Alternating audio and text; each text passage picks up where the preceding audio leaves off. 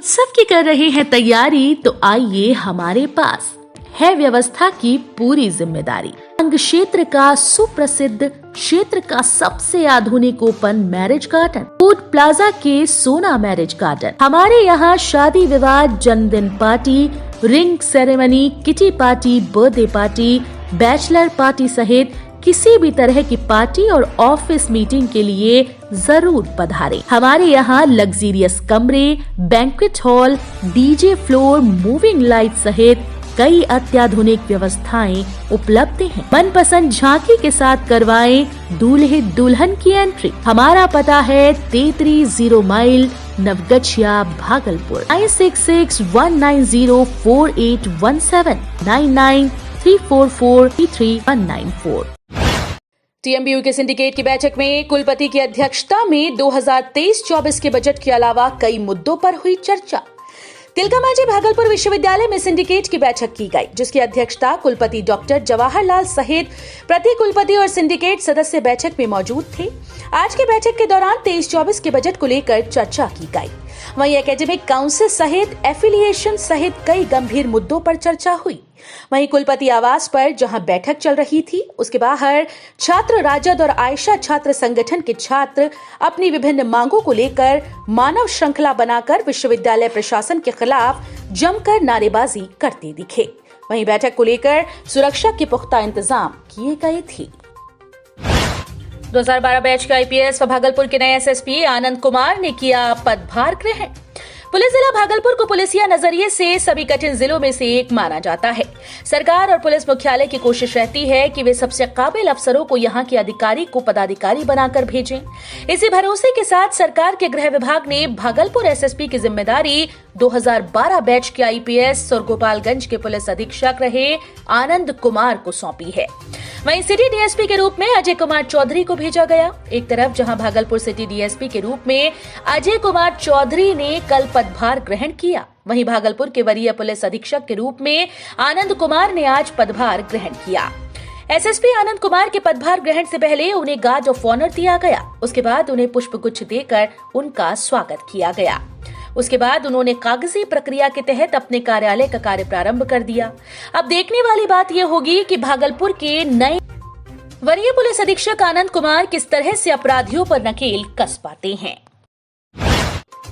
दंपति न्याय के लिए पहुंचे आयुक्त कार्यालय। भागलपुर के सदर अस्पताल में इलाज के दौरान हुई गड़बड़ी को लेकर एक दंपति भागलपुर के आयुक्त दयानिधि पांडे को अपनी गुहार लगाने पहुंच गए। मामला दिसंबर 2021 का है, जब गोराडीह के रहने वाले मिथुन कुमार अपनी पत्नी को लेकर सदर अस्पताल डिलीवरी कराने आए थे, तो आशा और कुछ बिचौलियों के द्वारा उनसे पैसे की मांग की गई, जिसको उन्होंने दे दिया था और आश्वासन दिया था कि आपकी पत्नी की डिलीवरी नॉर्मल होगी, जिसकी शिकायत सिविल सर्जन से भी की थी और सिविल सर्जन ने संज्ञान लेते हुए मिथुन कुमार को पैसा वापस कर दिया था और उसका नॉर्मल के बजाय सिजेरियन करके उसकी डिलीवरी की गई थी। कुछ दिन के उपरांत मिथुन की पत्नी को अचानक से पेट में दर्द उठा और उसे अस्पताल ले जाया गया, जहां से उसके बेहतर इलाज के लिए मायागंज रेफर कर दिया गया था।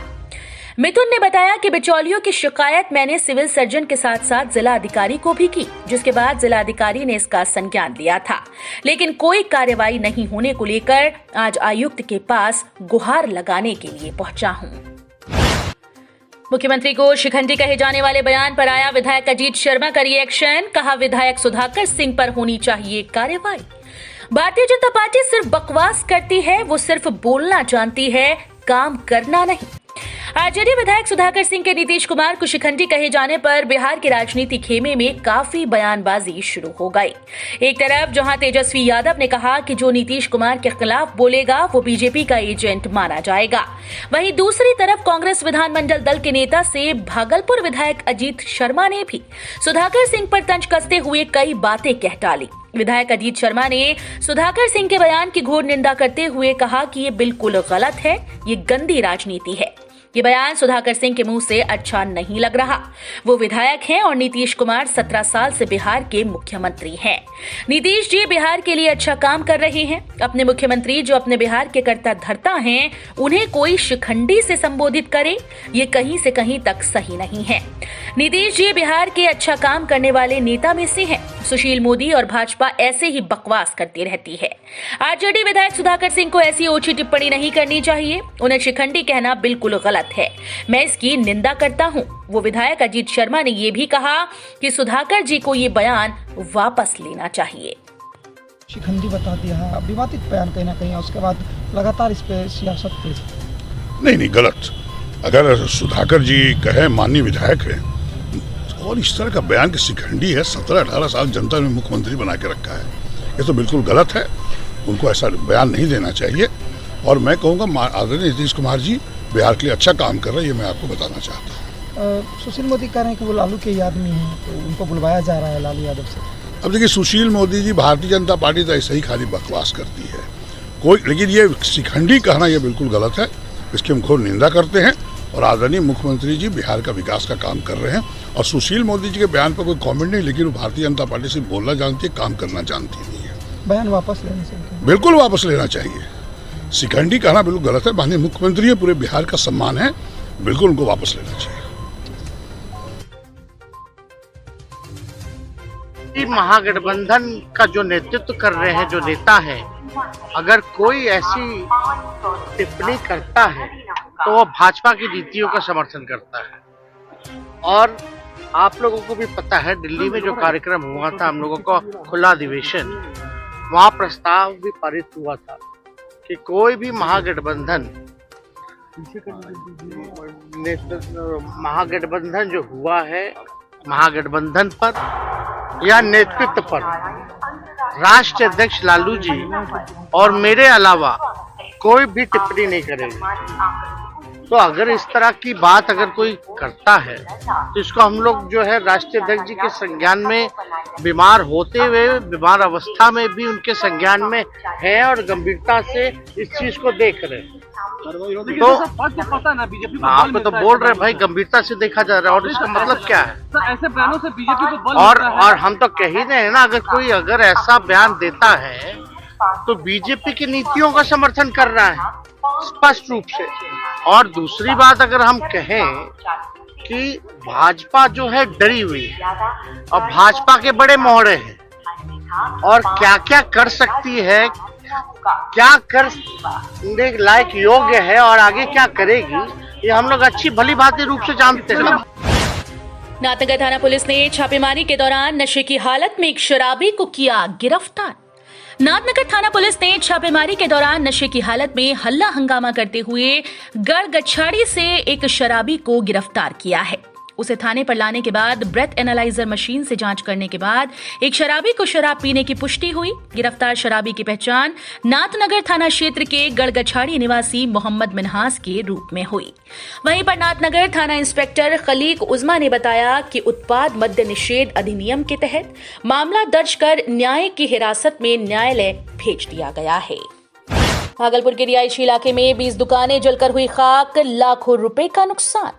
आग की लपटें इतनी तेज कि छू रही थी आसमान। पूरे इलाके में अफरा तफरी का माहौल। भागलपुर से एक बड़ी खबर सामने आई है। भागलपुर के कोतवाली थाना क्षेत्र के अंतर्गत रेलवे स्टेशन के समीप उल्टा पुल के नीचे रिहायशी इलाके की सब्जी मंडी में देर रात भीषण आग लग गई। इस आग की चपेट में 20 दुकानों से ज्यादा जलकर खाक हो गई। जब तक आग बुझाने के लिए फायर ब्रिगेड की गाड़ी पहुंची, तब तक 20 से 25 दुकानदारों का लाखों रुपए का सामान नुकसान हो चुका था। देखते ही देखते आग की लपटें इतनी तेज हो गईं कि 20 दुकानों को अपनी चपेट में ले लिया। जहां दुकानदारों की दुकान में रखे लाखों के सामान जलकर राख हो गए, वहीं कई दुकानदारों की जमा पूंजी भी उस दुकान में रखी हुई थी, वो भी धू कर जल गई। सूचना मिलते ही फायर ब्रिगेड की टीम घटनास्थल पर पहुंची। घंटों मशक्कत कर आग पर काबू पाया गया। ये घटना तकरीबन रात के 1:30 बजे हुई। प्रत्यक्षदर्शियों ने बताया कि आग शॉर्ट सर्किट से लगी। पहले एक दुकान से धुआं होता दिखा, फिर आग की लपटें देखते ही देखते दूसरे दुकान में पकड़ ली। इस तरह एक एक कर 20 से 22 दुकानें जलने लगी। प्रत्यक्षदर्शी गणेश पासवान ने बताया कि मैं रेलवे की टंकी से पानी देकर बुझाने की कोशिश की, लेकिन आग की लपटें इतनी तेज थीं कि आसमान सो रहा था। देखते ही देखते काफी स्थिति भयावह हो गई। पछुआ हवा चलने से आग की लपटें और भी तेज हुई। फिर मैंने फायर ब्रिगेड को सूचना दी और फायर ब्रिगेड हम लोगों ने मिलकर आग पर काबू पाया। अगर हम लोगों की नजर समय पर नहीं पड़ती तो शायद भागलपुर में बड़ा हादसा हो सकता था, क्योंकि यहाँ पर तकरीबन 200 दुकानें हैं।